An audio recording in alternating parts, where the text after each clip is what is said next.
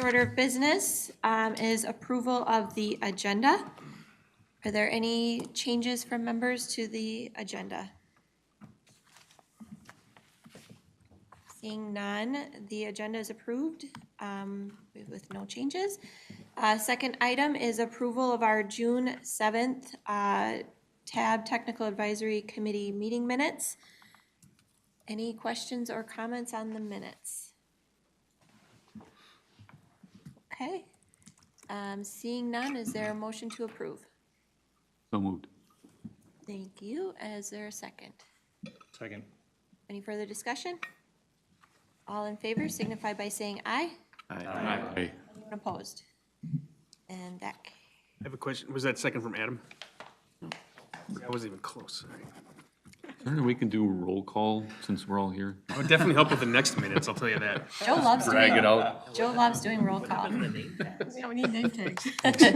Name tags would be helpful. Okay, is there anyone from the public here to comment on the business before the committee today? All right, seeing none, then we will move to the TAB report. Elaine.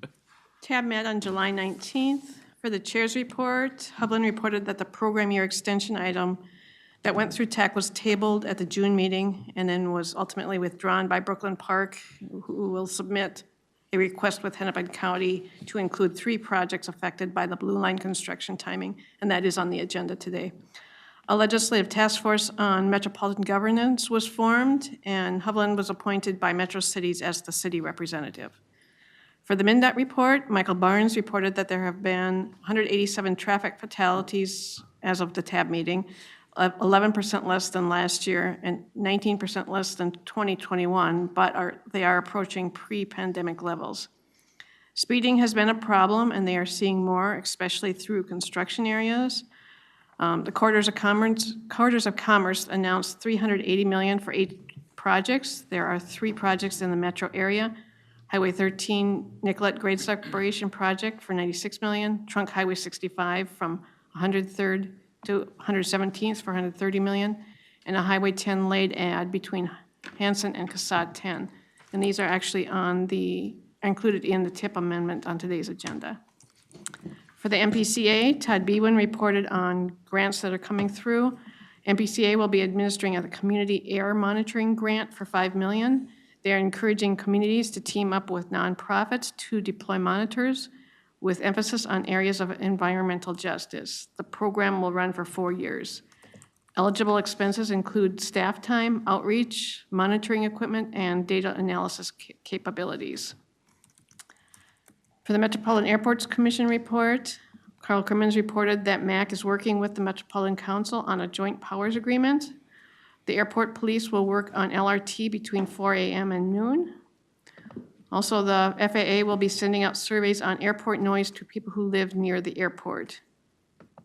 And then MSP Airport received a level 3 accreditation for passenger assistant, which is the highest level of rating. The airport receives training to persons with disabilities on the airport and on boarding airplanes. They have apps to guide sight-challenged individuals through the airport. They also have a committee, Travelers with Disabilities Advisory Committee, which consists of disability advocates, airport staff, airline representatives, contractors, and TSA. The committee meets monthly. And then for passengers, the airline passenger levels are back to 2019 levels and increasing, and more routes are being added. For the Metropolitan Council report, Deb Barber reported that Council transit ridership reached 15 million rides, a 19% increase over 2022. And Deb Barber also provided an update on the development of the 2050 TPP goals and objectives. Transportation safety and security emerged as the top transportation priority from the engagement process. 5 overarching regional goals have been determined with 14 objective statements. And then for the Suburban Transit Association, Gary Hansen reported that Invest revenues are on track to outperform 2022. Procurement of buses continues to be a struggle, including the microtransit vehicles, which are in high demand. Special services have been highly successful. MBTA and Southwest Transit are providing service to concerts. Maple Grove Transit was providing service to the Maple Grove days that are coming up. And then service will continue to the Renaissance Festival and the State Fair. For action items, TAB approved the 2024 solicitation, public comments, and recommendations. So they accepted the public comments that came through. And then they had an information item on the regional transportation sales and use tax for active transportation projects. TAB discussed whether to include some of the active transportation funds into the 2024 regional solicitation or wait to a later date. TAB provided direction that more time is needed to think about this new funding source. TAB had lots of potential ideas for how to use the funding, such as regional bike share, operations, snow plowing trails, local match on federal dollars, include for trails on roadway projects, ADA improvements at ABRT station locations, extend the Midtown Greenway over the river, et cetera, and would like to be involved as future work groups are formed. There will need to be discussion on funding amounts and % of local match and what types of projects will be funding. The meaning of geographic equity in the legislation will need to be determined. TAB also discussed the option of being open to add the funding during the selection of the projects in 2024, with staff contacting the ranked projects to determine whether they were eligible to receive the funding, similar as they had done with the carbon reduction and the protect funding. And that's the report. Thank you, Elaine. Is there any questions for Elaine on the TAB report? Okay, seeing none, then we will move down to committee reports. And starting with the executive committee. Executive committee did meet this morning and reviewed the agenda items that are before the committee today. We also discussed the results of the survey that we did after our May in-person meeting of TAC. So the summarized survey results, essentially most TAC members are favoring having occasional in-person meetings, not on a regular schedule, but identified per our upcoming topics and items that are assumed to be kind of larger discussion items where members would value being in person and seeing people face to face for those conversations and bigger decision points.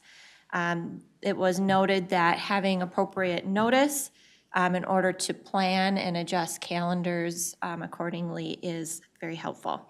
So we did take a look, my council staff did take a look at kind of the next year or so of agenda items coming for TAC, and things are not finalized yet, but it does look like probably our next big discussion items or big decision points will be the release of the draft transportation policy plan in the April timeframe. That could push depending on how that work flows. And then the next regional solicitation, the scenario building and the decision points on those funding scenarios. We're planning around holiday schedules in June and July, so that will most likely happen in the summer timeframe, summer to fall timeframe next year. So the good news is that we kind of have an idea of when those next big agenda items are coming forward and when we would potentially call in-person meetings, and probably not looking for any in the next several months here, including through the winter season. So any questions from committee members on that summary? Okay, if not, then we will move down to the planning committee report, and I will turn it over to Scott. Thanks, Chair Hager and board members. Scott Mareck, Ramsey County Chair of TAC Planning. The first item that TAC Planning has before you today is the urban area boundary adjustment. Every 10 years, the U.S. Census Bureau identifies urban areas around the country based upon population density, and MPOs are identified for urban areas that have 50,000 population urban area or greater. So obviously the Twin Cities meets that threshold, and so we have every 10 years an update to our urban boundary based upon updated population density. And so the TAC planning looked at the updated boundary that staff have been working on since the 2020 census was approved, and that's going to be presented to you by staff in just a bit. There really isn't any significant implications of the boundary adjustment. It's more of an administrative thing that we need to do to maintain our MPO status. A couple of things just to note. The Stillwater area has now met the threshold of 50,000 or greater, so they could technically be their own separate MPO. They are still within the Twin Cities MPO planning area. And there are some changes kind of to the north in the Anoka area, but eligibility-wise for the regional solicitation, as long as you're an A minor arterial within the 20-year planning area, which is beyond the urban boundary, all of those A minor arterials are eligible, whether they're in the urban boundary or outside of the urban boundary. So the recommendation from TAC planning on this item is to recommend adoption of the proposed smooth urban area boundary as shown on the map that staff will present.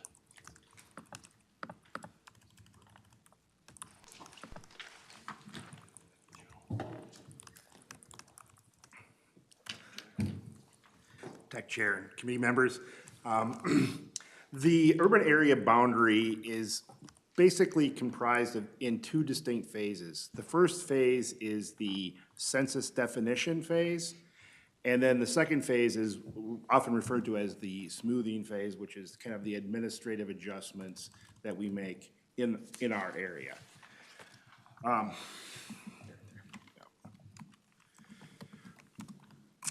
This is done on every 10 years after the census. And as I said, the census actually creates the urban area census geography that must be included in the urbanized area. The smoothing process can only expand the urban area. It cannot reduce the size of the urban area. This year, there were several changes that the census made to the urban area criteria that did impact how we delineated our boundary.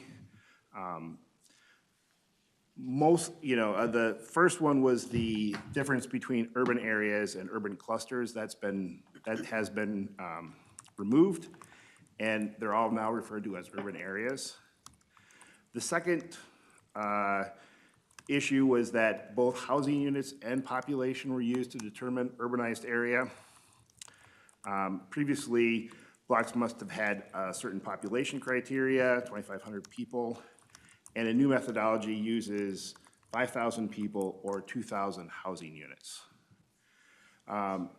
Another criteria that was changed was the jump distance that references the amount of space between the urban areas as if they're clustered or not.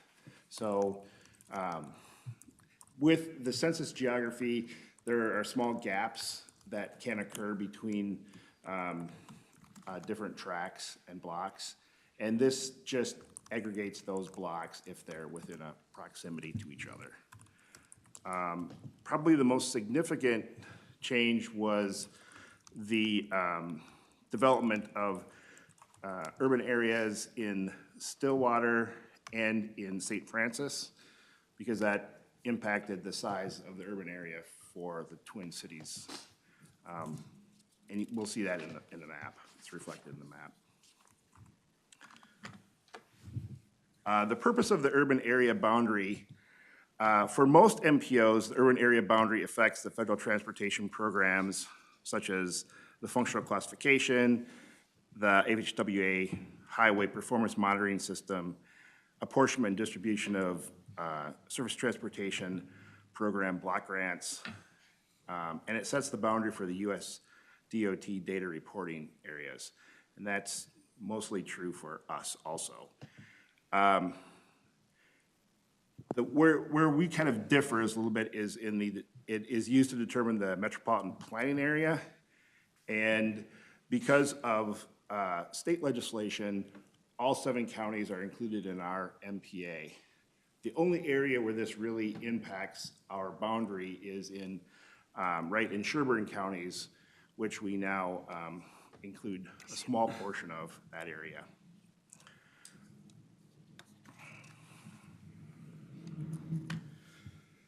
The roadway functional classification implications, while it does have an impact on the council's functional classification process, it's very limited because we use the A minor arterial system in our planning activities and for eligibility in the regional solicitation. It does affect the urban-rural distinction for MnDOT and FHWA classification of roadways, and that's probably the area where we do the most, we work with MnDOT staff to adjust the boundary to make that delineation easier to administer. Here is, this map is a little bit difficult to understand, but the brown areas are the U.S. Census identified geography that must be included in the urbanized area. The green areas, which are a little hard to see here, are the areas that were in the old 2010 definition of urbanized area, and the purple areas are the new areas included in the 2020 that are being added. Largely, these additions are to accommodate requests by MnDOT to make simplification of the urban-rural delineation on roads. Largely, if you can see kind of odd shapes, it's that we're trying to include the interchanges in and around on the borders of the urbanized area. The hatched red areas are the areas that are that were in the 2010 urbanized area, but are not in the 2020 urbanized area, and that's largely because of the St. Francis and Stillwater urbanized area definitions. So there's kind of some nibbling on the edges. There's you can kind of see some of the along the river, because of census anomalies in the geography, you have like donut holes, they refer to them as, and those must be included. There's also some of those in northwestern Hennepin County. But for the most part, there wasn't substantive changes except for St. Francis and for Stillwater.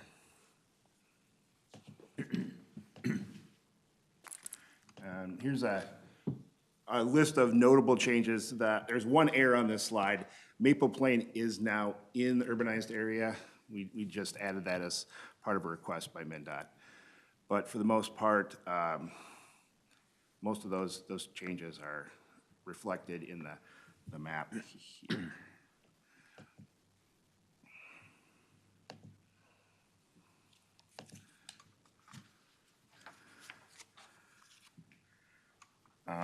The last slide is on the timeline. We're right now in the August tab TAC approval section. In September, it will go to the council for approval, and end of September, MnDOT submits the urbanized area to FHWA for approval. And with that, I'll take questions if there's any questions or concerns. Are there any questions for Scott or David on the item 2023-38? Go ahead, Adam. Thank you, Madam Chair. Is the new areas for Stillwater and St. Francis, do they then form their own sub-MPO group that does their own planning, even though they're under the umbrella of the 7-county council authority? That's a great question, Adam. No, they are part of the, because of the state legislation, those two communities are part of the MPO, the MPA that's defined by law, state law. So they're included in our planning area because of the legislation that we have in Minnesota regarding the MPA.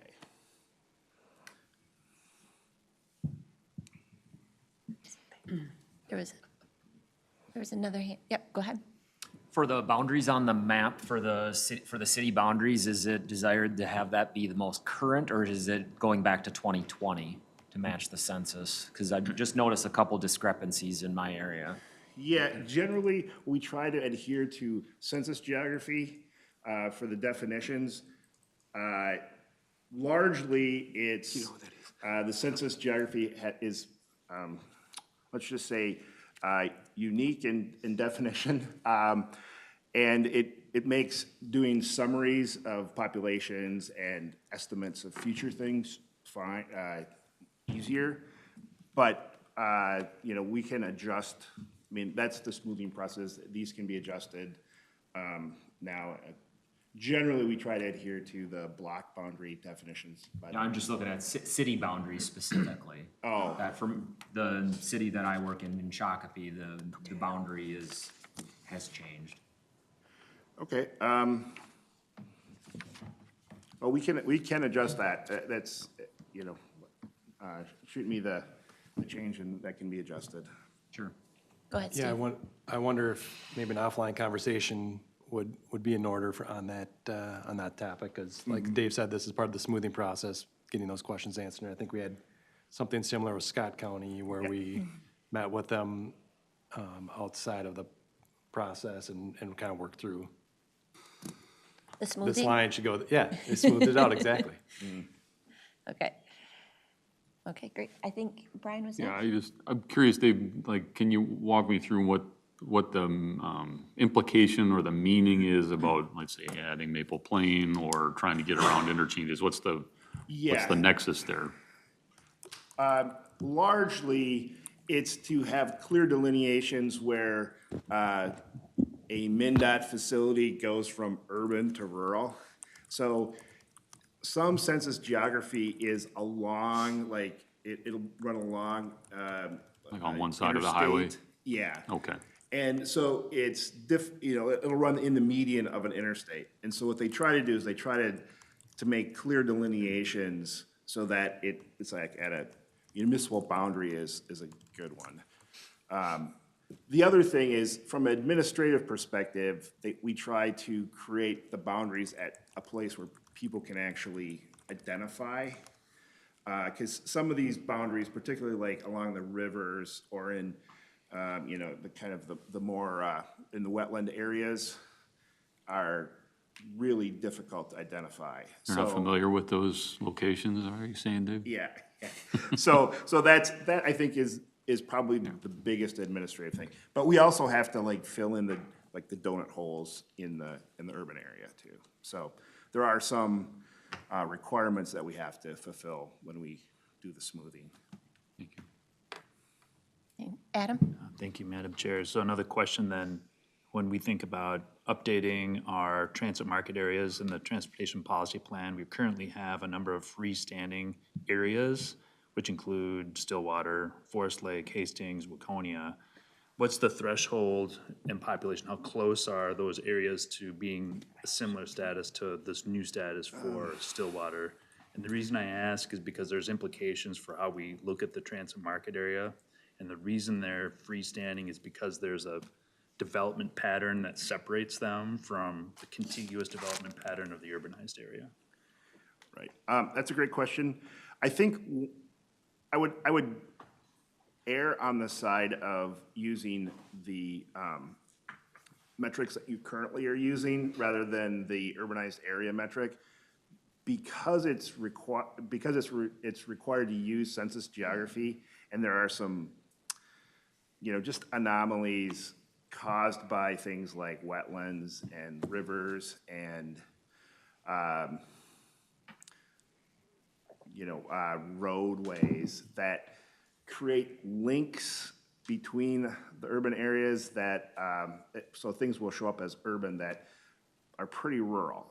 So I think as far as the definition for roads go, you know, in functional class, it's a standard that they can use nationally, but for a more precise market area type analysis, I think using what we're currently doing makes a lot more sense. Does that answer your question? Yeah, Adam? thank you. Yeah. Kathleen? I just wanted to clarify, the brown is what's required from a data, like methodological driven approach, but the green is what's required per state law? Actually, state law includes all of the seven county metro area. The green was what was in the urbanized area in 2010, when it was, for the 2010 census. And will be also now, or no? Yes, yes. So, Yeah, this map is it's a little hard to see here.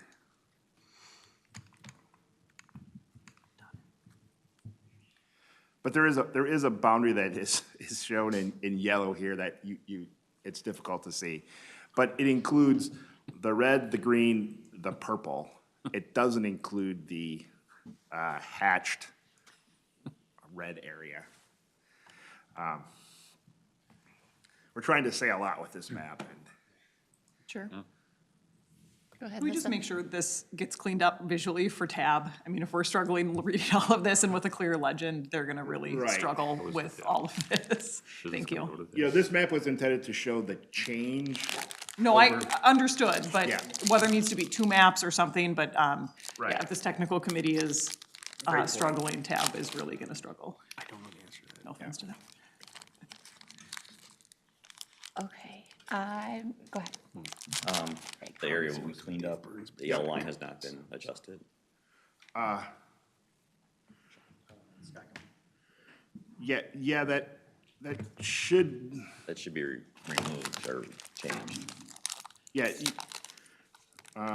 Well, I can confirm with you afterward, but I think it should be, Because we removed the color from that area and still incorporating all that area, so that's. okay. Well, after we'll look at it, but I'm pretty sure we're close. Thought I saw another hand. Anybody else with questions? Okay, seeing none. Is there a motion to approve?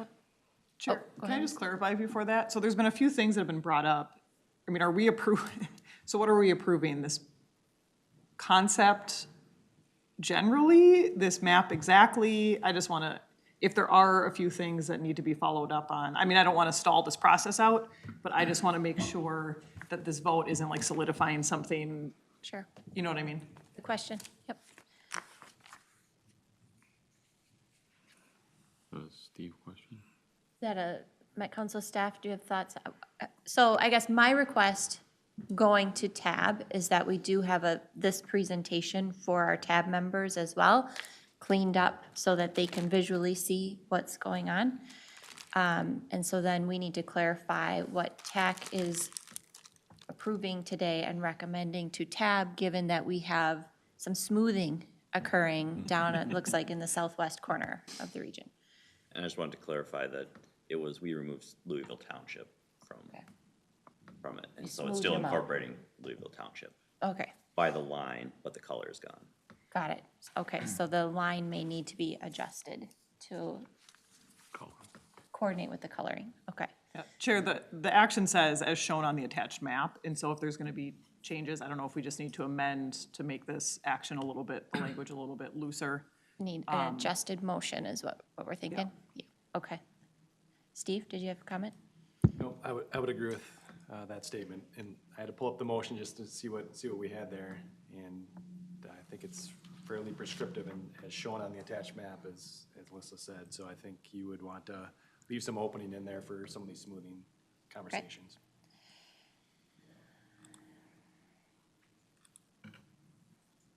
I'll make a motion, TAC, recommend adoption of the proposed smooth area boundary with the adjusted map. Chair, we don't know what the adjusted map is, so I think it's more of a direction of, general blessing of this concept, with follow-up of, folks that have provided input before it goes to TAB. That's obviously not a clean motion on how I just babbled that, but. Or do you, maybe adoption of the proposed smooth urban boundary, period. Is that smooth? Does that cover?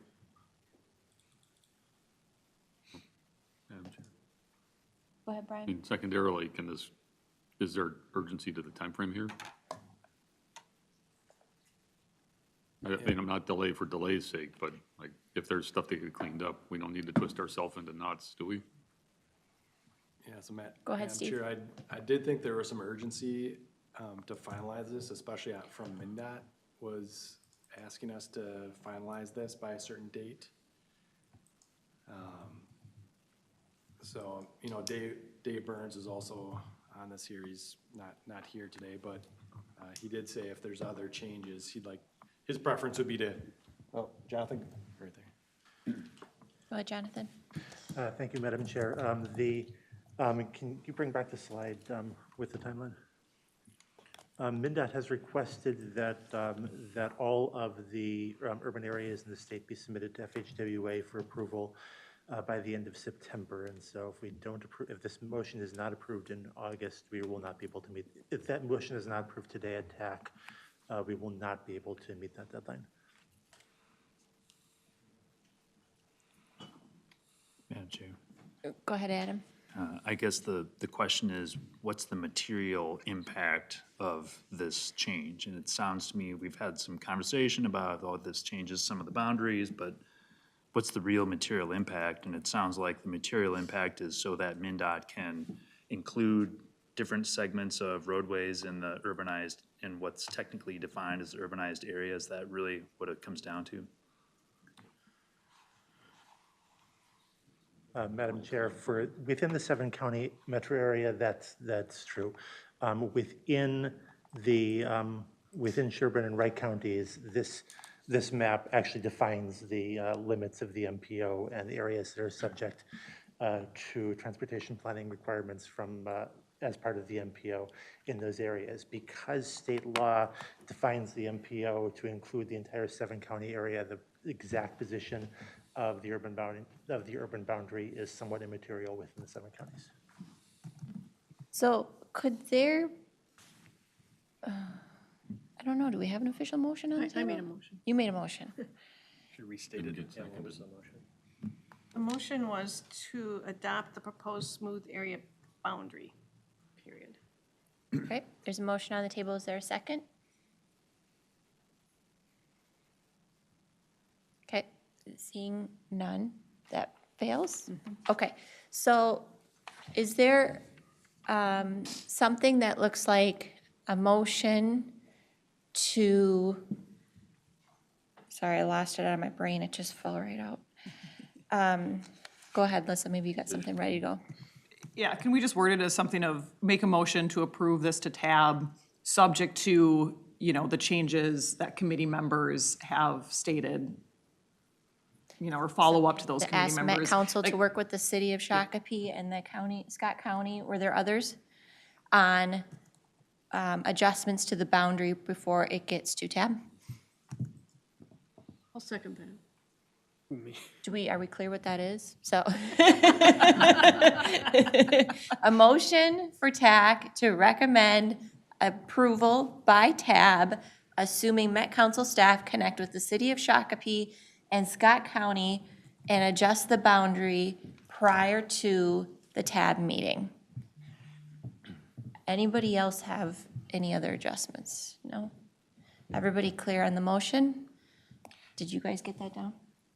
That's why we record them. Okay.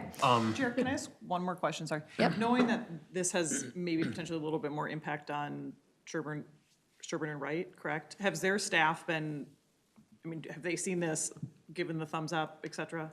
Okay, head nod, that's fine. Okay, thank you. Madam Chair, we've had several conversations with Sherburne and Wright County and representatives of them. We've had conversations about the map, and we have seen no objections to the map. Perfect. Steve, did you have another comment? No. No, okay.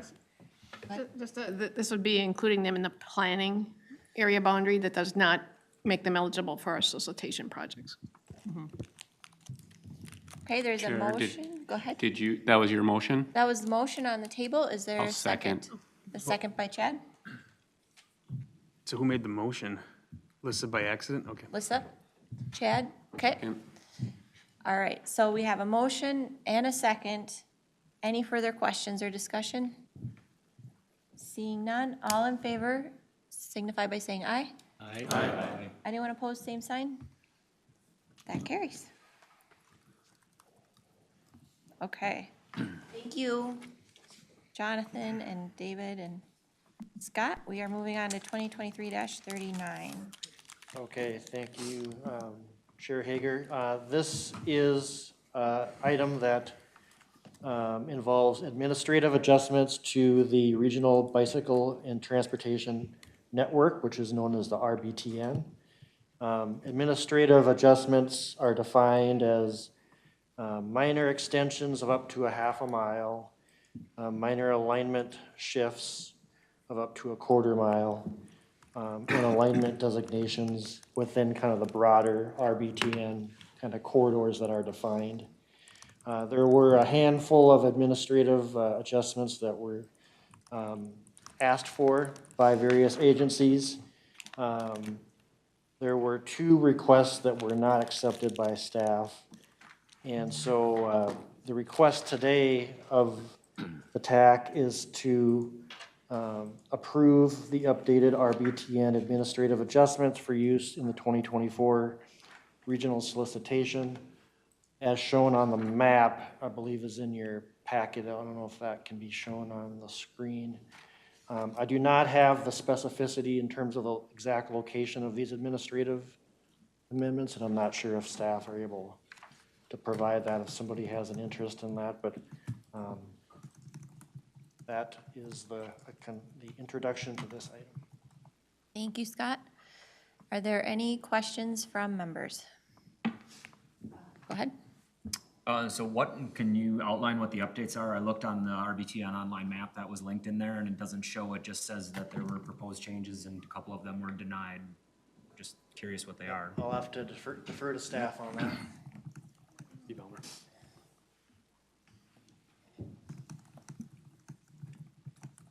Steve? I'll try to answer that from memory. Yeah, there are 2 that were denied. It was because they either reduced access to designated regional destinations or they required more local approval and review with adjacent agencies other than the proposing agency. So they were, and these were suggestions. Both of these were kind of friendly suggestions as opposed to we need this now. I would categorize them that way. They were both from Hennepin County, I believe. Okay, so we don't know the locations? Well, there was a map in the presentation to talk planning. Oh, that's where it was. So it's in the rec ward, but there were, most of the requests were from Hennepin County. I believe there were 11 or 12, 14 requests from Hennepin County. There were 2 from Washington County, both accepted, and 1 from, forget what the last one was from, which was also accepted. So I mean, I could try to bring it up now, but it might take a minute or 2. Yeah, that's fine. I just have a few other questions on the RBTN and on RBTN on the map that's online. But Sure. If there's Perhaps. additional parts of the presentation, I can certainly. Okay. Perhaps, Madam Chair, we could connect offline and answer those questions, or? Does connecting offline work for you? Or do you want? Yeah, I'm just wondering if this is time sensitive, because there's a few questions that I have on the RBTN, at least the routing that's shown on the map online. Okay. Time sensitive? Well, I guess we're not prepared to make further changes at this point, but really what's up for consideration are the changes that were made, which are incorporated in the map that's in the packet. Okay, go ahead, Steve. Yeah, Madam Chair. So to also kind of answer the question, it is time sensitive because this is the map that we're using for the release of the 2024 regional solicitation. And so the scope of the changes was small. There was a 3-month or so period where agencies could request these minor changes. Larger changes to the RBTN network is a separate, bigger process where you will get more into the details as I understand it, but these are all minor course corrections, I'll call them, for use in the 2024 solicitation. So that was the scope of this effort. People had a chance to request those changes. Upwards of maybe 20 or so were requested. Those were approved by TAC planning. Larger changes, that there'll be a future opportunity to kind of work through some of those issues, right, Steve? Yeah, that's correct. And so there was a timeline for requesting those administrative changes. So I'm not sure if what you're. Well, to be honest, I'm looking at the presentation that's presented in the agenda says to look at the map, and the map doesn't show us what these changes are. So none of us, unless I'm missing it, I can't see what the changes are.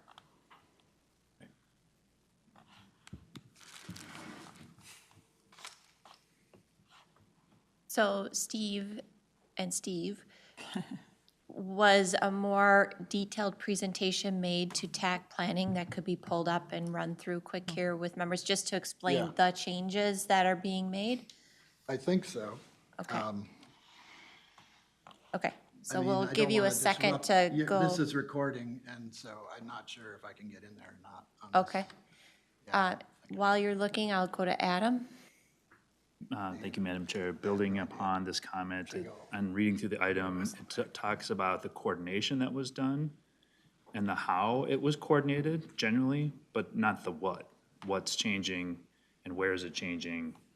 And it may or may not be significant. I guess the other thing that would be helpful for me, and maybe I should know this, is what does it mean to be designated Tier 1 or Tier 2? Is that for just prioritizing bike facilities in the future, or is that, what are the categories there and how does that apply? Okay, Steve, Tier 1 versus Tier 2? Yeah, thank you, Madam Chair, and Adam. Yeah, so we've had, as it was initially developed through the regional bicycle system study, we have the priority tiers, Tier 1 being the higher priority and highest priority for regional planning and investment. And Tier 2 is, below that. So, and it was based on a data-driven analysis. So this is for future planning. Does it identify what kind of bicycle facility should be there? Does not. So if it's a Tier 1 on a urban street, it could be a bike trail, bike lane, painted, signed. I'm just trying to get a sense of scale because that is relative to how we plan transit service too, and making those connections to make sure there's not conflict. Yeah, thank you. That's a good question. I mean, the base level improvement would be a designated bicycle shoulder. That's the lowest level. We list the different types of improvements in the transportation policy plan that are So the associated. tiers are really prioritizing over time. So these are the first ones that we would hope to improve for whatever the bike facility is, and Tier 2 is, and after all that, if there's an opportunity, then that would be the second. Madam Chair, Adam, well, yes and no, because we fund some Tier 2 facilities. They're just not as highly prioritized. So we have funded some Tier 2 improvements, so it's not one before the other necessarily. Go ahead, Lissa. Chair and Steve, I do think it's also important for the presentation to tab. Once again, if we're asking these questions, they are. So I do think, I was at TAC Planning, so I saw this and knew where to find it. But I also think it's important to probably add to the presentation, what Adam was just asking, the impact on regional solicitation, on how, what this means to tab. I think a lot of us are making a lot of assumptions on how much people know and don't know. And so particularly new members of TAB, new members of this committee, new members of TAC Planning really will struggle through, Adam's been around and he's got these questions, so that probably demonstrates a fair amount.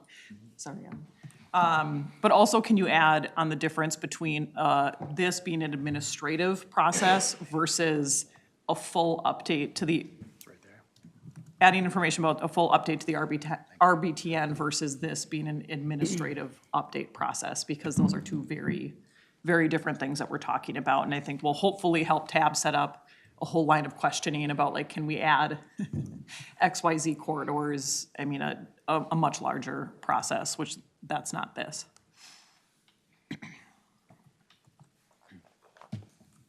Okay, I'm not going to run through the whole presentation, but the question that the member asked was about the location. So this map from the TAC planning presentation shows the locations of the adjustments, and they're in 3 categories. The red dots are showing alignment extensions, and we have many of those, or whatever. And then we had 3, 4, 5, 6 orange colored alignment shifts and 1 corridor shift in Washington County denoted by yellow. This also shows the tier 1 alignments and corridors in magenta and tier 2 corridors and alignments in green.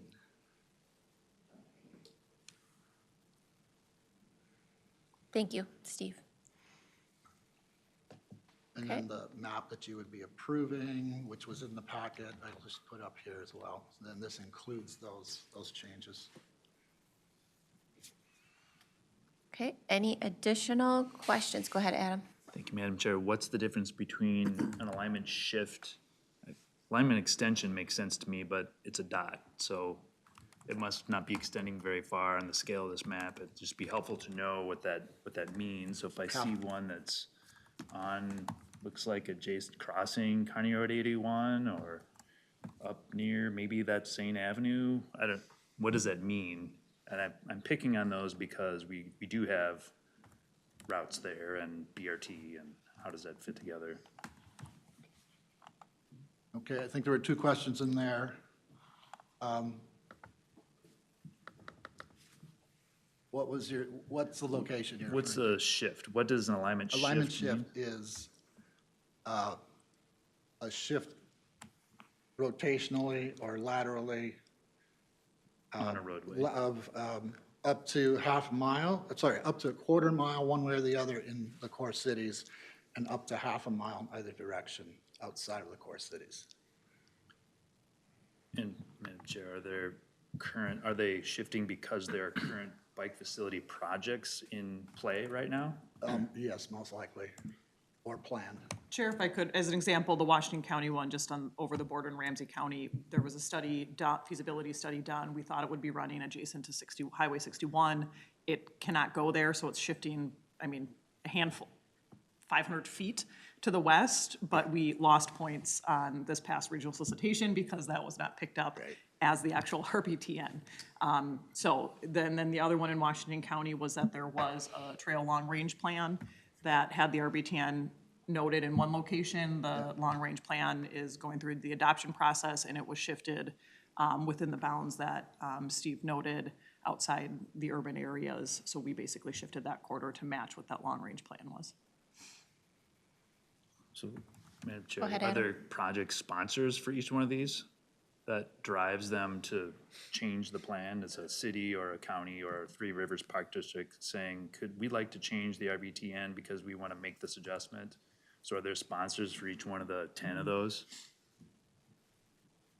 Go ahead, Madam Steve. Chair and Adam, many of them, I would agree, but they're not necessarily the person who would be applying. Yeah, the agency might be applying for a project there. Okay. But I wouldn't say all necessarily. It'd be helpful to have the TAC planning map here and just walk through some of those things because the stats are there. I just forwarded everybody the PowerPoint on an email, because I think I did.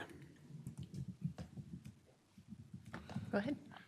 Last question that I have, so the review that what's up for a vote today is the acceptance of these administrative changes that were approved. When would what is the timeline for reviewing the RBTN as a whole? Madam Chair, so that's done through our transportation policy plan updates primarily. So it's established within the transportation policy plan. So major changes to the RBTN would require at a minimum an administrative modification to the transportation policy plan or an amendment to the transportation policy plan, depending. So it's, and we typically don't consider major changes except with the transportation policy plan updates. Okay, just the reason I ask is there's just some areas that, to be honest, it doesn't make a lot of sense. Like one particular one would be tier one, there's a tier one for Highway 5 in Chanhassen, and nobody in their right mind would ride a bike on that. Like up to Eden Prairie Road. I live in the area, I've never seen anybody ride a bike there. Chair, this is not the existing network, this is for potential, so I would assume at some point, MnDOT or the county or somebody intends to build a trail along, this is not indicating what exists, this is indicating what could exist in the future. The purple lines are what exists. So, Madam Chair, I understand the confusion and appreciate your question. So there's, the alignment doesn't mean it's like on the street right of way necessarily. It can be off the street, adjacent to. I know there's trails in some areas along Highway 5, but it notes it just like every other existing trail in the area, like the LRT trails and things like that. So I'd just be questioning when would that be reviewed and when can we take a look at it? Yeah, go ahead, Steve. Madam Chair, also, I would point out that Carver County did develop a trail along part of that alignment already. Yeah, it's just, So it's just a part of it, but it shows it all the way from Victoria to Eden Prairie Road. Right. Which nobody would, going through Chanhassen would ride on Highway 5. So it would most likely have to be a separated trail, and that's what was developed so far by Carver County Parks. And so that's, and again, it's agnostic to treatment type, but obviously on a very busy highway, you would need to separate. So I think it's. Chair, if you could clarify, you're looking at this map that there is a purple line that exists without the buffer, and that's indicating to an existing trail? I don't think any of this indicates existing or not existing, correct? It could be either. Not a trail map. It's not a trail map. This is, so maybe this is not a map of facilities that exist on the ground that someone should plan their trip by. This is a map that identifies a vision for a regional bicycle trail network that is not fully built out, so it's for planning purposes. And as it relates to the regional solicitation, agencies who want to identify a segment of a project that resides on this regional bicycle trail network can apply and score higher points as a result because they're part of this regional system, and then build out their segment of that trail network. Does that help? I do understand that part, and it's just wondering when it could be looked at, and looking in the online map, which you can zoom all the way in and see where everything is. And I think it's intentionally kind of drawn with magic markers versus finite CAD lines here because it's identifying a general alignment. And so the process, as I understand it, this is part of the transportation policy plan. That's when the network itself was developed. And before each regional solicitation, Met Council staff opens up a time frame to work with agencies on administrative adjustments to the network in preparation for the next regional solicitation. So that timeframe happened this spring, and the action before us today closes out that process as it relates to our purview and moves a final recommendation forward to TAB to adopt this map because it's part of what will be solicited for here in the coming months with our next solicitation. Thank you. Yep. Are there any further, go ahead, Steve, did you want to say something? I would just add one further point of clarification. Administrative adjustments these are adjustments that staff can make at any time in consultation with the local agency within which that category lies. but we need to freeze adjustments for the regional solicitation.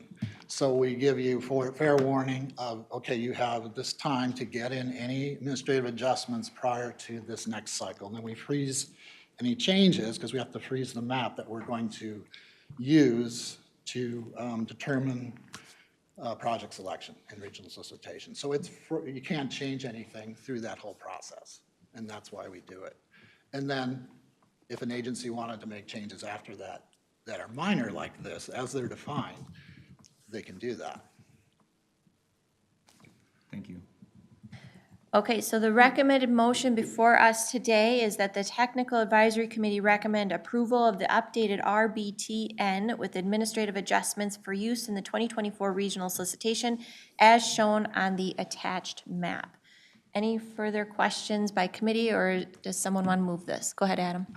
Madam Chair, last thing. If it could be clarified as part of this item and the maps, the discussion we had, like, these are for planning purposes, this does not represent actual trails, and it might actually be helpful to have a map of bike facilities in the region before this that says, here's where they all exist, here's where future opportunities are proposed or planned to evaluate, and that any implementation would be subject to the roadway authority or the local jurisdiction to coordinate.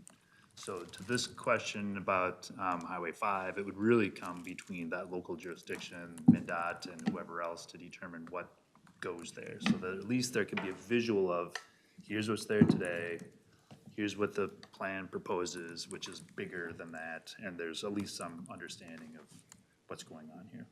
Steve? Yeah, Madam Chair and Member Adam, we don't have a current, up-to-date regional database for everything that's on the ground. So it would be impossible to have anything that would be entirely accurate.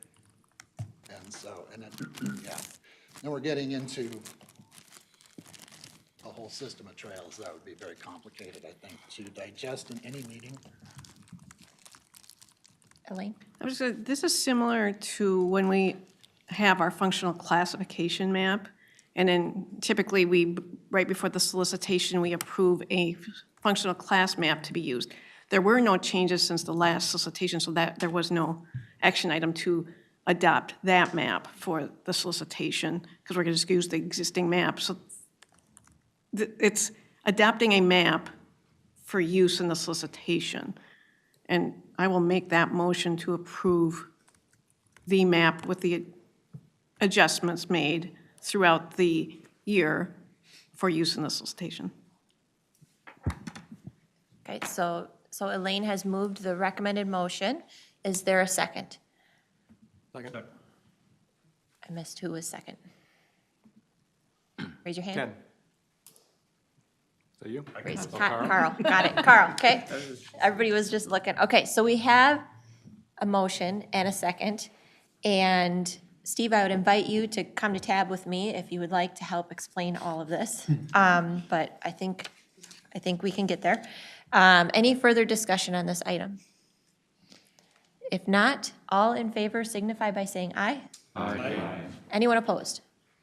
Okay, that carries. Thank you, Steve and Scott. And we are moving on to 2023-40. Thank you, Chair Hager. The last planning, TAC planning item is Transportation Policy Plan Amendment Number 2, which adds 5 regionally significant projects for public review and comment for potential inclusion in the 2040 TPP. And these are all projects that have been funded with outside funding sources outside of the regional solicitation process, and so they're not currently in the constrained 2040 TPP, but need to be in the TPP in order for the funds that have been appropriated to flow to the various agencies. The projects that are proposed for inclusion include US Highway 10 congestion mitigation project in Anoka County, US 169 and CASA 59 interchange. In Scott County, the Highway 10 project received 2023 transportation bill funds. The Scott County interchange is going to be funded with regional sales tax funds.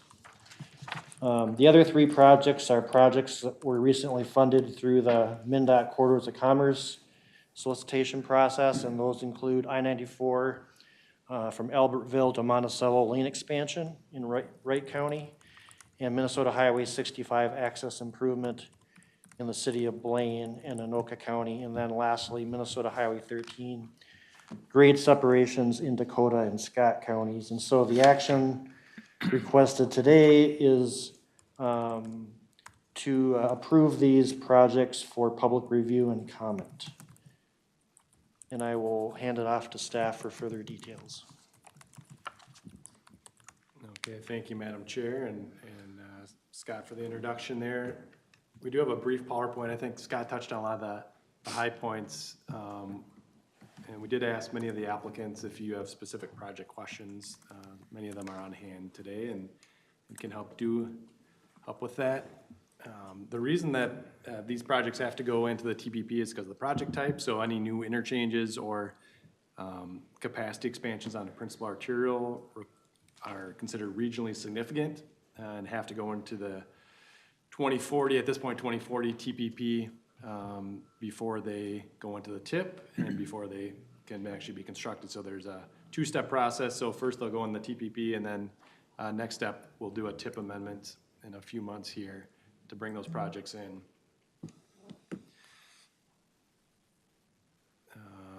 So what we're looking for, I guess, at this level here, and the recommendation coming from TAC planning is, one is, does it meet fiscal constraints? So we know how much money is available over the life of the plan.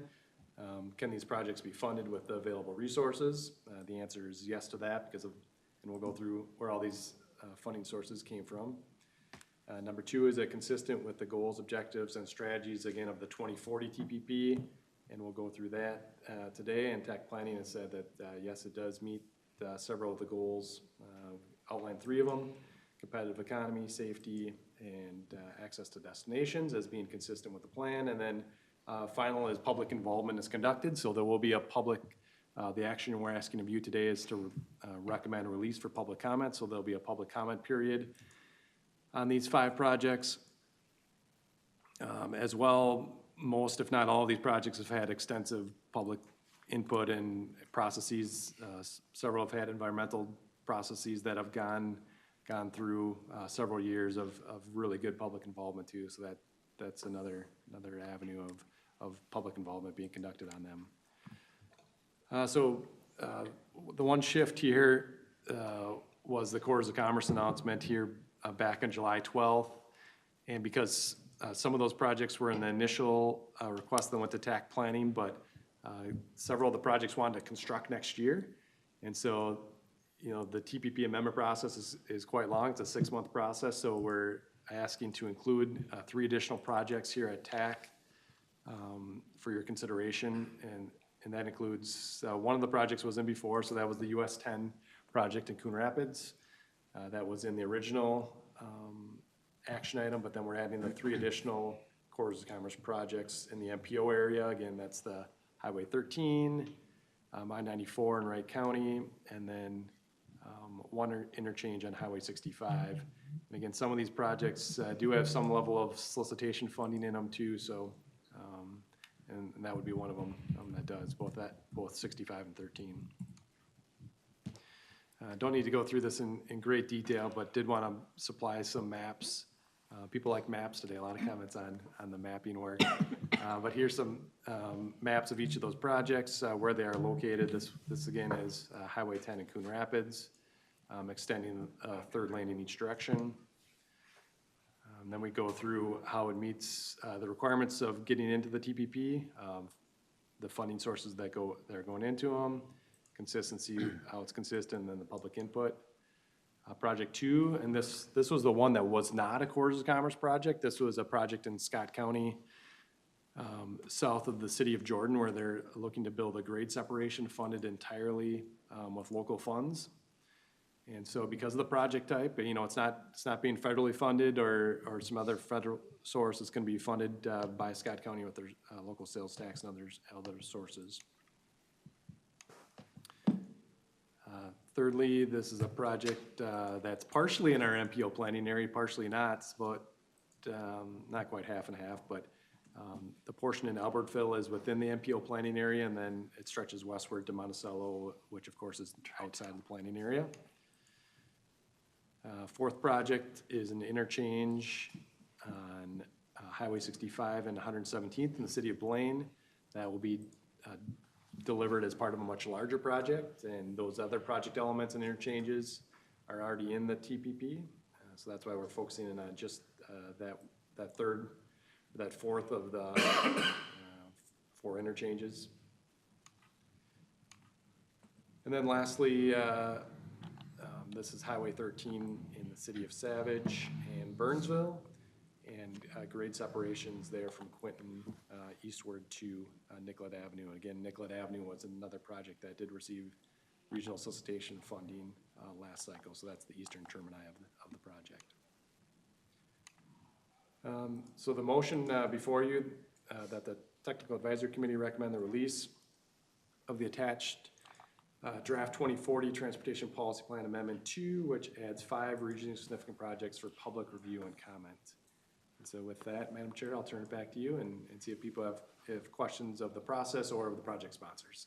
Great, thank you, Steve. And Scott, are there any questions on this item?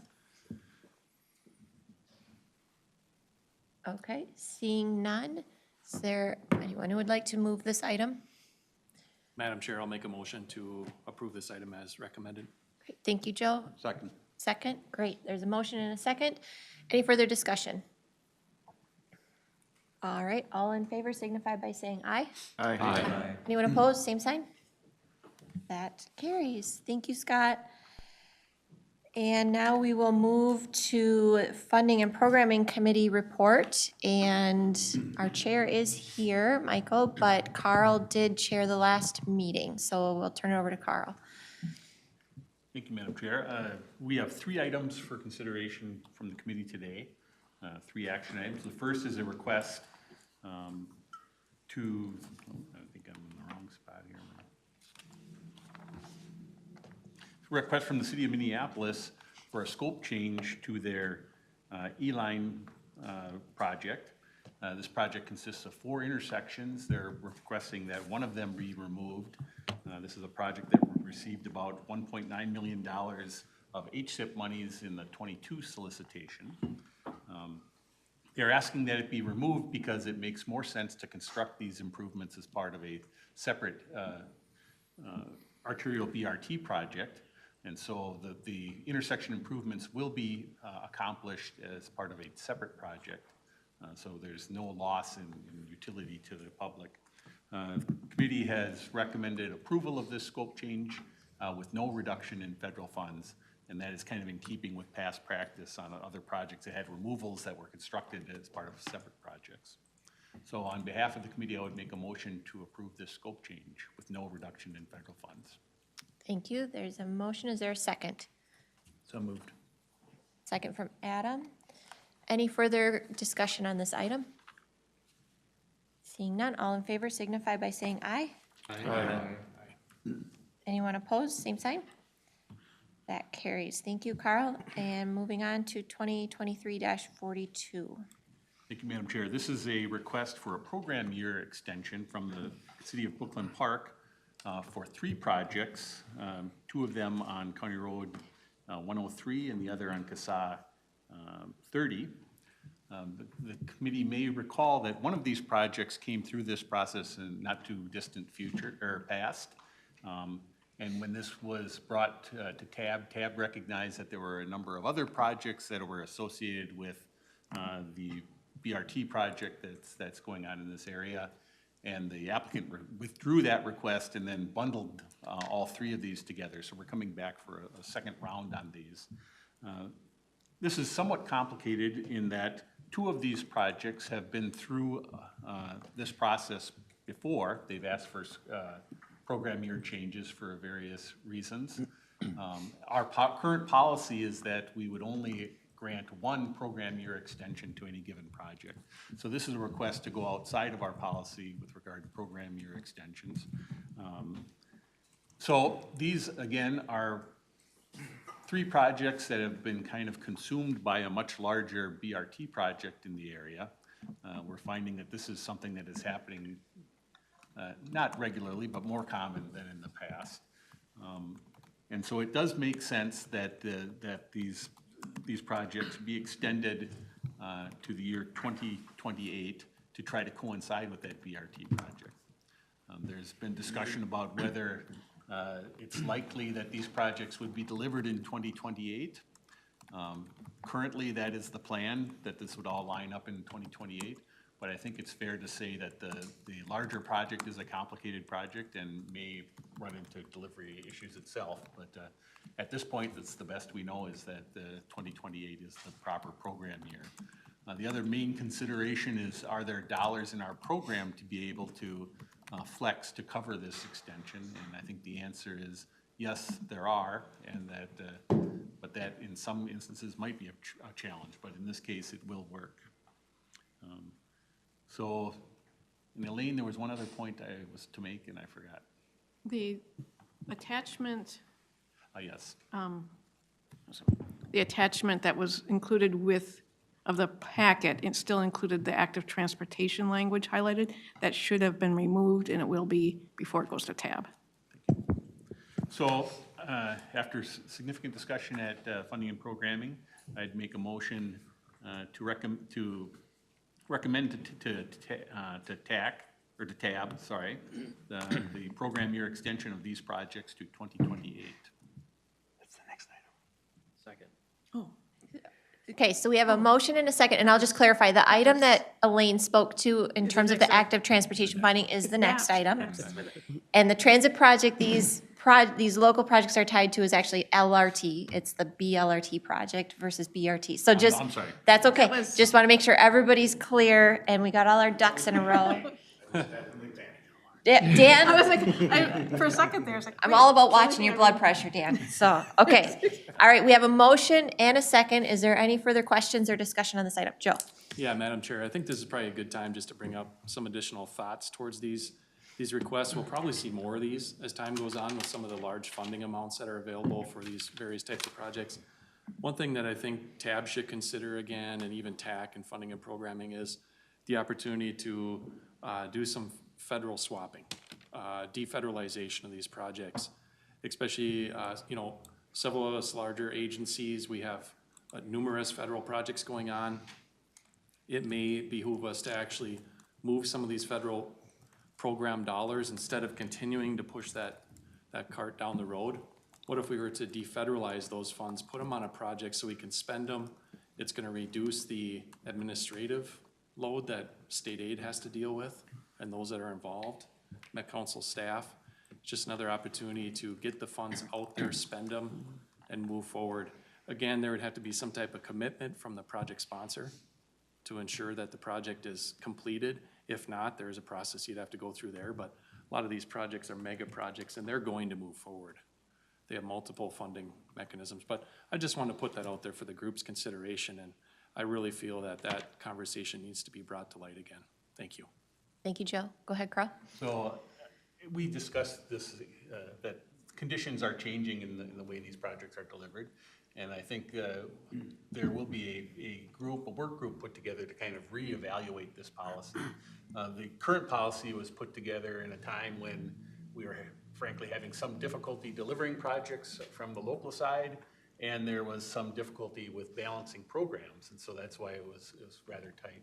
I think conditions are different today. I think people are doing a better job of delivering projects, and we're having more flexibility in our programming.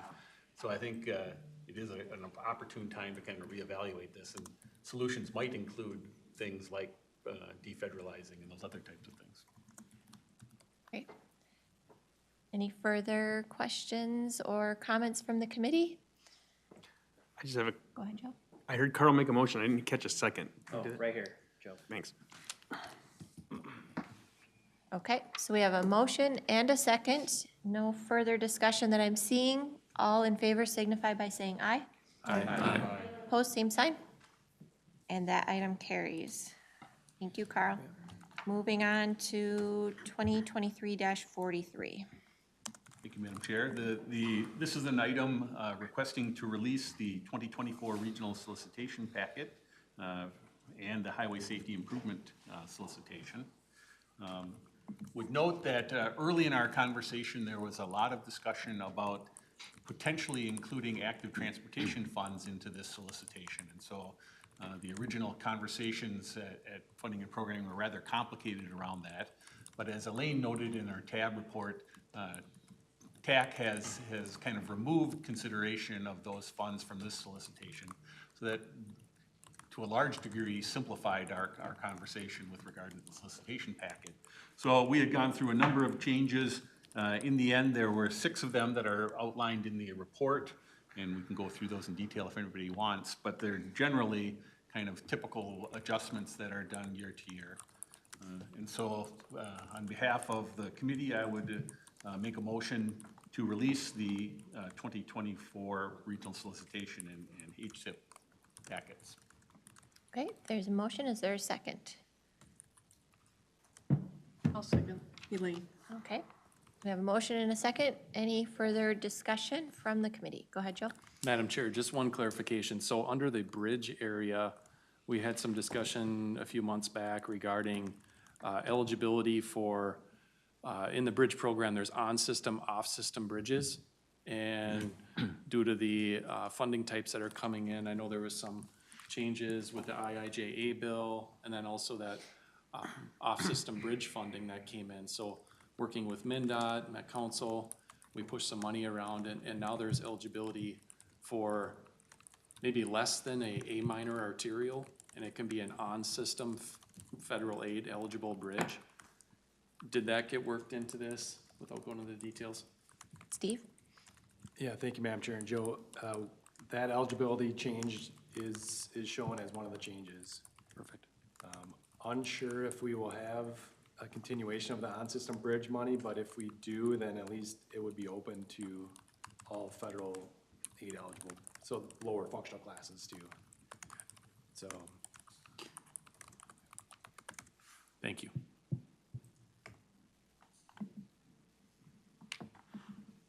Any other questions or comments from the committee? Okay, seeing none, all in favor signify by saying aye. Aye. Anyone opposed, same sign. And that carries. And that concludes the business before the committee today, but we do have one information item.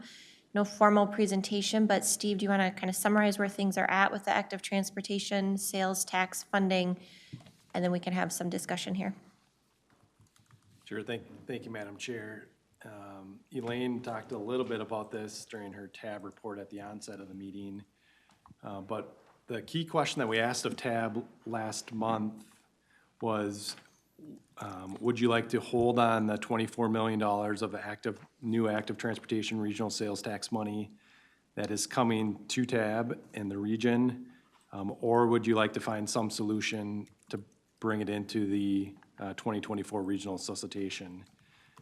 And we outlined one idea that had some merit, didn't cover all, I'll say it covered some of the technical input, but not all of it, because of the timeline and maybe the rush nature of it. But we did hear kind of loud and clear, I'll say, from TAB that they did not want to include that money into the solicitation for a variety of reasons, including it's state money. The criteria is different, as outlined in the legislation relative to maybe some of the other criteria and hoops that you have to jump through the regional solicitation. The timing was too tight, and we felt that during the technical conversations that we had, that people felt a little rushed, and rushing anything through our 5-committee structure doesn't usually work too well, and that's I think what happened here too, that maybe it was a good thought. Do you want to use it in the solicitation? But people felt rushed. And as Elaine noted too, we had all sorts of ideas from our TAB members. I counted probably 7 different ideas that would be outside of the normal solicitation, extending the Midtown Greenway over the river, local, local share on other federal bike projects, including roadway projects, the trails, and so on and so forth. So they had lots of conversation ideas, and over the course of probably 60 or 90 minutes of conversation at the tab level. It was quite a lengthy conversation, and they want to have some involvement. So anyway, we got that good direction that the tab body wanted to hold tight and not include the $24 million. So then the conversation turned to, okay, what are we going to do to figure this out as a region? And the idea that we proposed to funding and programming was that we would include this work as part of the Regional Solicitation Evaluation Consultant Contract, and that they would help staff and have a work group established of technical committee members to work through some ideas, and that would start at the end of this year. We'd kind of push forward the timeline on that in the scope of work, so that would be more kind of late this year and early into 2024 would be the time frame for that work group. Putting it into that consultant contract would not mean that you would automatically, that the money automatically goes into what we know as the regional solicitation, or that the timing is the same, or that it follows all the rules of the regional solicitation exactly as it sits today. It just means that that's some additional help that we could get to help get there, because certainly at the technical and at the policy level, the conversations were fruitful, and it's gonna take some time and effort to get through it, is what I'm hearing. So that was our path forward, that we would move it up as part of the regional solicitation evaluation, but as opposed to kind of pushing it off till 2025, and kind of starting those conversations, we'd kind of forward it because people are excited about it and the possibilities. Have a work group established of technical folks with some kind of tie back to the policy members who had a lot of ideas as well. But again, it doesn't, putting it into this consultant contract doesn't mean it's going to be embedded in the solicitation, which a lot of technical feedback said they didn't want that. It just means that we do have the consultant help and time set aside to do it in a more logical kind of sequenced way. So that would be our proposed path forward for this money. Again, it's about $24 million per year. Collections start October 1st, just like the rest of the regional sales tax money that the counties and transit agencies are getting throughout the region. So we will likely have $100 million plus of money by the time we do a solicitation for this, but it seems like people wanted to take the time to make sure we do it right versus rush it. So that's what we propose, but certainly want to open it up to conversation at this group and see if people had other feedback in general on it. Thank you, Steve. One quick question. Can you talk to the group about how the work groups are going to be formed for, I'm guessing there'll be multiple work groups associated with this evaluation work that's starting, and how you're going to form those work groups? Yeah, so thank you, Madam Chair. So I think it would be a mixture of our, so we haven't, for the larger regional solicitation evaluation, we haven't started, so some of this is still being worked through, but I'd imagine that our bike ped work group, which is a subcommittee of TAC, an established group, that would be one group who would have some members, and then I think we'd try and have others probably at this level, at the TAC level too, involved with that. But yet to be determined, like the size, but like our other committees, we'd try to have a range of opinions, agency types and locations throughout the region. Okay, thank you. Go ahead, Lisa. I know this threw a wrench into what some folks were hoping, but I'm appreciative of all of the effort that has gone into this. One question, you had stated that by the time we put a solicitation out, there would be potentially upwards of 100 million, I think was the number you said. Is there a reason why, I mean, if this work is done as part of the regional solicitation, is there a reason why we couldn't put a so let's pretend this, there's some subgroups, there's a recommendation that starts going through TAB, that there couldn't be a year from now a solicitation? Like if, I mean, this magically all comes together, is there a reason why we have to pair it with the regional solicitation cycle? I know, once again, the complications of many solicitations, staff time for that, but are we saying now this has to be, the timing has to be kicked basically 4 years from now? Go ahead, Steve. Yeah, thank you, Madam Chair, and Lisa. So good question. What we talked about with TAB was, 2024 is, we got too many efforts at the committee level to probably do something in that year, but we've done a lot of brainstorming internally, and this will be brought to the work group, but even Joe and others have said, if you did want to sequence it separately, you'd probably, there's a lot of questions there because you've got overlapping periods, but you probably would want to do the state money first, because, if I have a choice, do I want federal money or state money? If you're doing different solicitations at different timings, you'd probably want to sequence it to have this active transportation, not state money, sales tax money first, and then the federal solicitation, which will still have some money for bike ped. It could, we'd have to look at the timing, but could something happen before like the 2026 regional solicitation so that you would know the results of that before you'd have to apply for the federal funds? I think that's something the work group would have to tackle, but I think it's a possibility. Probably not for 24, but maybe something like in 25. And the only reason the money builds up is because it's kind of like when IIJA was you had money right away in 22, and the same thing here, you're gonna have money right away, so it's gonna start building up. And that's how I came up with, you might end up with something around 100 million or more. And do you have to give it all away right away? No, there's no expiration, so, maybe you do something, see how it works, and then the next cycle's a little bit bigger.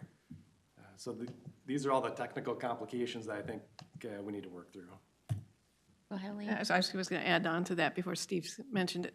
There will not be program years per se on this funding.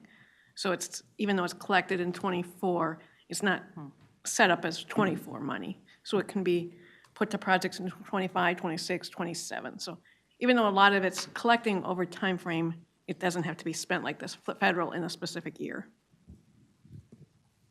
Go ahead. Madam Chair, Steve, to bank off on your point, I don't think, or is there a match requirement on the active transportation?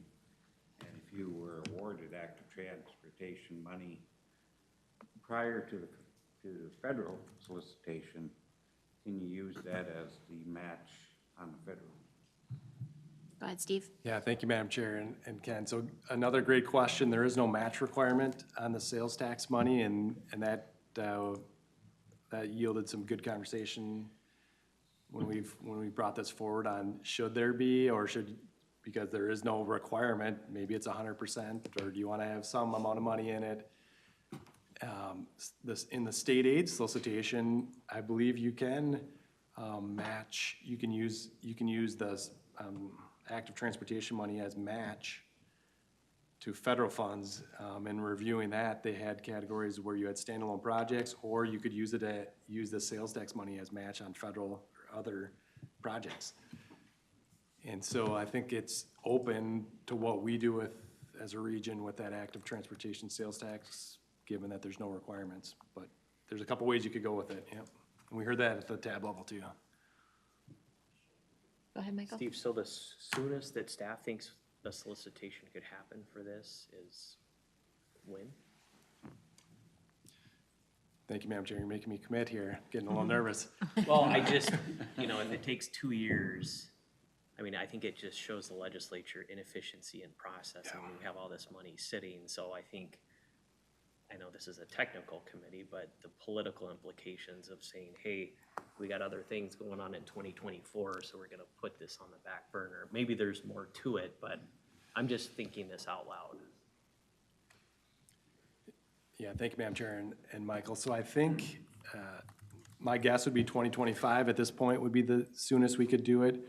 If we get something approved, say in 2024, we get to something next year and get it approved by a tab in the council, you know, I think that would be the goal, and that's why we're trying to front load it in this consultant contract, is we do it, it's kind of, not as quickly, but as earlier in that process, so that if we can carve out time to do a solicitation and people are comfortable with it and feel like they have enough time to develop projects to apply, that we could do something before 26 certainly.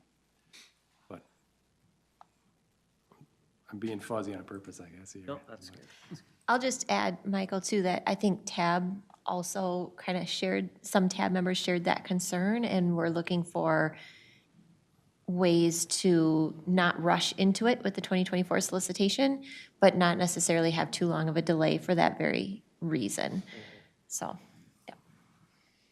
Go ahead, Elaine.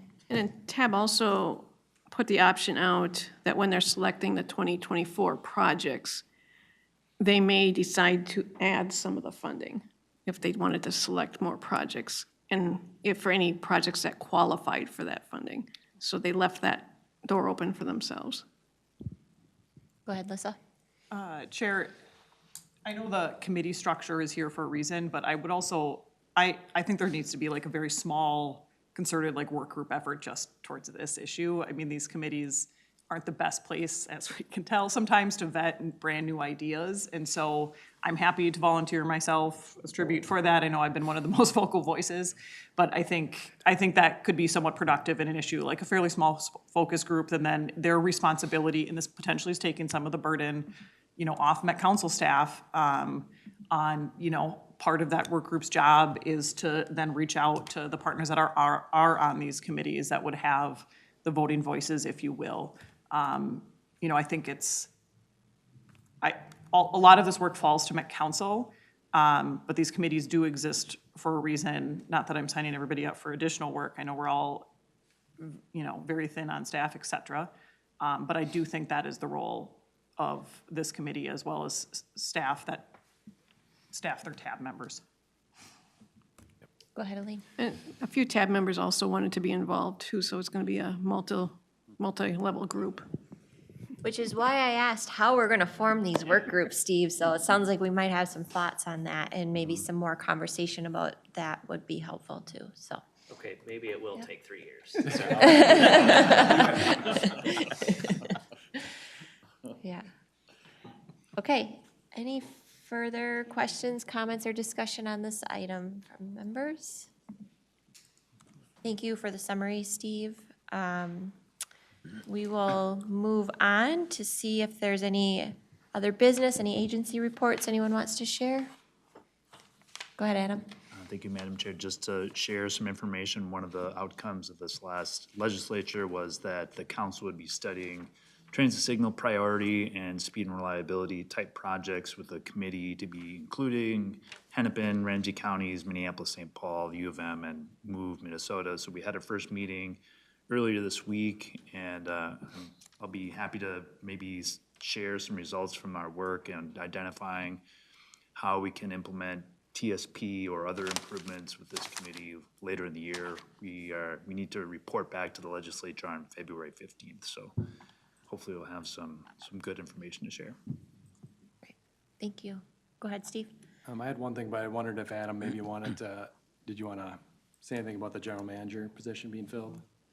Yeah, thank you. We have a new general manager. Leslie Canderas has been appointed the general manager last week, and so we're thrilled to have that position officially filled, and that the ambiguity that might be around that is lifted. So really happy about that. We have a couple of other positions at the council that are still open, but we're all really excited to have Leslie as the general manager. Okay, thank you. The other thing maybe just to mention as we go back to funding and programming this month is those two policies, the scope change policy and the program year policy, both of which were action items here today. We're gonna form another work group to dig into those. And one thing that came up at TAC Executive today was, you know, maybe beyond the funding and programming members, there may be some utility in having some TAC members that have been around or perhaps old funding and programming members that know the history of programming or policy and why that was instituted originally, and how the landscape has changed since then, and as we make changes to that. So If you do have interest and you're not on funding and programming, let Joe or Elaine know, either for the scope change group or the program year policy. It might be one group, I don't know, I guess we'll see what we can get through, but then as this goes back to Michael's funding and programming committee, we'll ask for volunteers there as well. But, you know, the other people, for sure, state aid will be involved on that. We've got both Colleen Brown and Dan Erickson signed up to work on that committee, so another work group, but this will be a near-term work group this fall. Did I cover it, Joe? And just after mentioning state aid, I do want you all to know that the request has been made for state aid staff to come and provide an update to TAB, probably this fall, just, you know, double the federal funds, how are they doing? Staffing wise, they're trying to manage a lot of projects, state and federal aid staff.